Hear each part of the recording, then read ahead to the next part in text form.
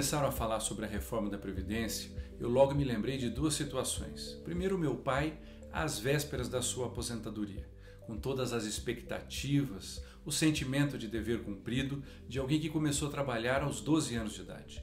Eu também me recordei da primeira vez em que eu vi a minha carteira de trabalho assinada.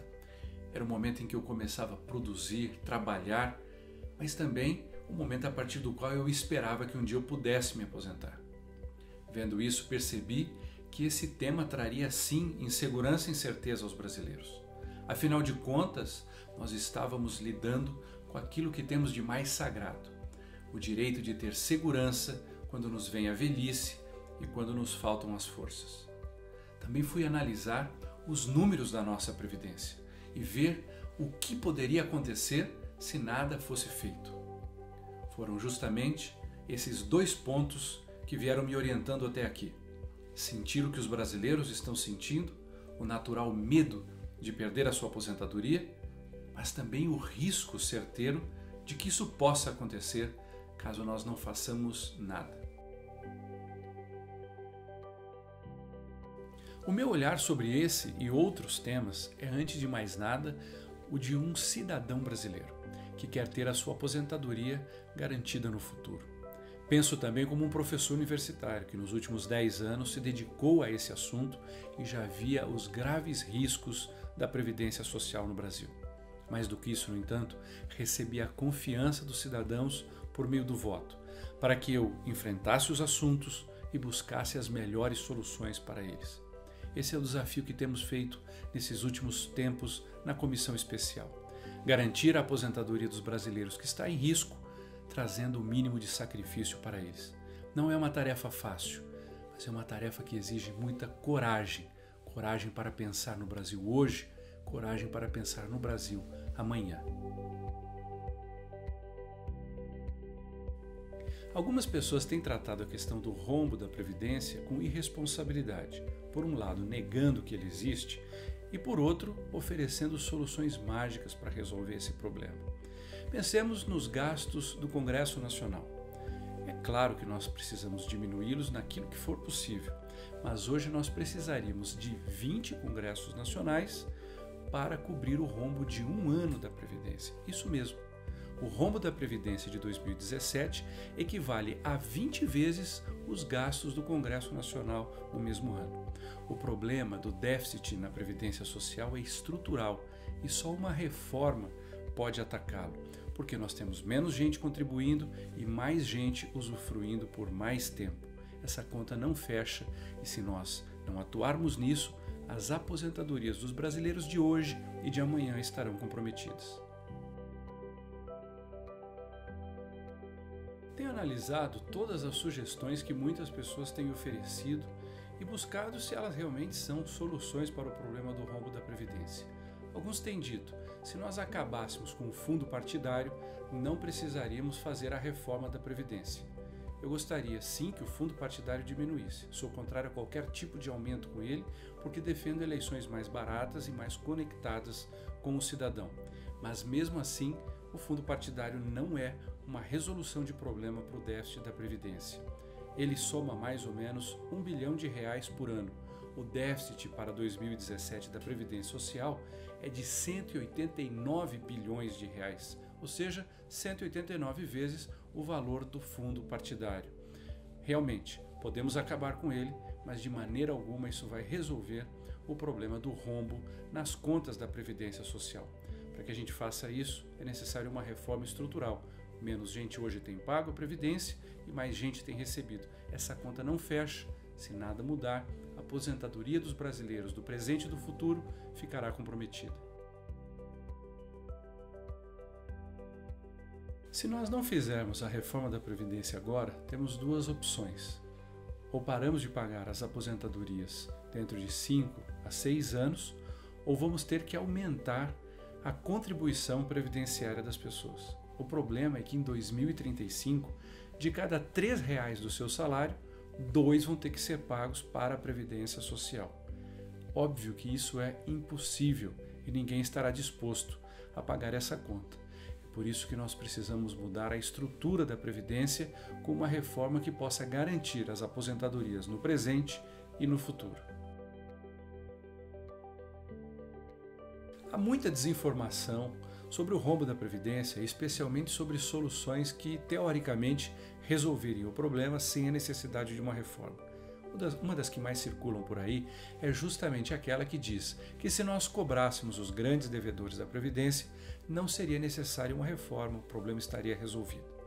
A verdade é que todo o débito, toda a dívida com relação à Previdência Social, dos grandes e dos pequenos, soma hoje algo em torno de 433 bilhões de reais. Desses 433 bilhões, 52 bilhões já estão sendo pagos parceladamente ou têm a sua dívida garantida. Outros 251 bilhões dizem respeito a empresas que já faliram ou não possuem patrimônio. Isso é, dificilmente ele poderá ser recuperado. Em relação aos 130 bilhões de reais que ainda restam, eles já estão sendo cobrados pela Procuradoria da Fazenda Nacional, mas isso não acontece de um dia para o outro. Mas mesmo que acontecesse, os 130 bilhões seriam insuficientes para pagar o rombo da Previdência apenas de 2017, que é de 189 bilhões.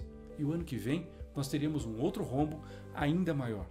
Ou nós fazemos uma reforma da estrutura da Previdência, ou não haverá aposentadoria para a presente geração e especialmente para as futuras gerações.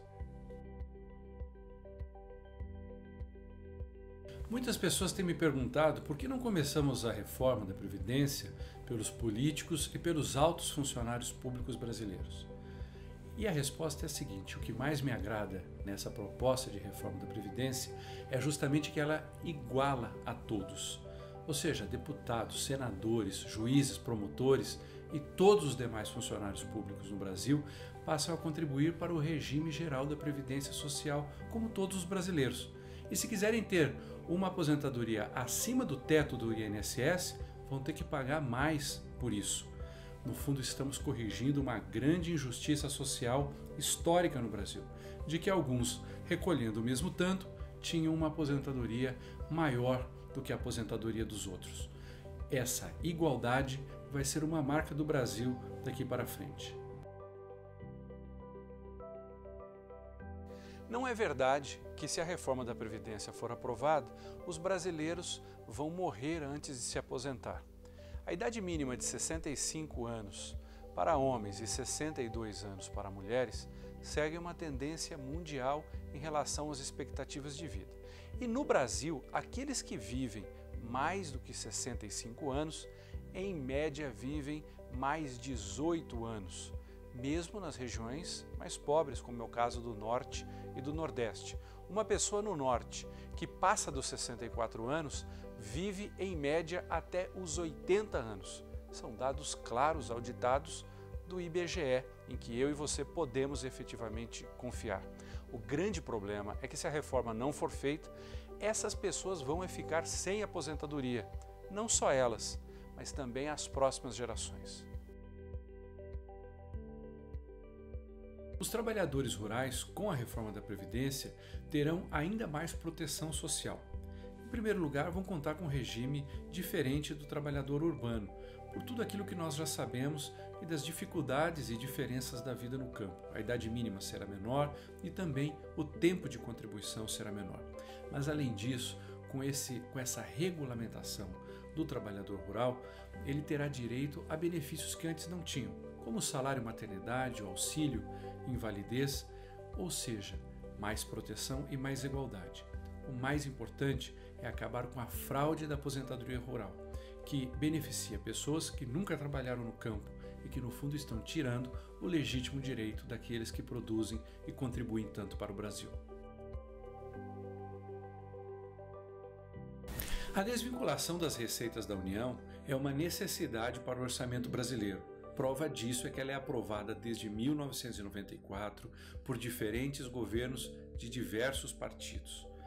Isso acontece porque a Constituição, em 88, tentou prever todos os gastos públicos. Na verdade, 82% daquilo que o governo gasta, de alguma maneira, já estava previsto em 88. Imagine que você tentasse lá atrás, adivinhar tudo que você fosse gastar na sua casa.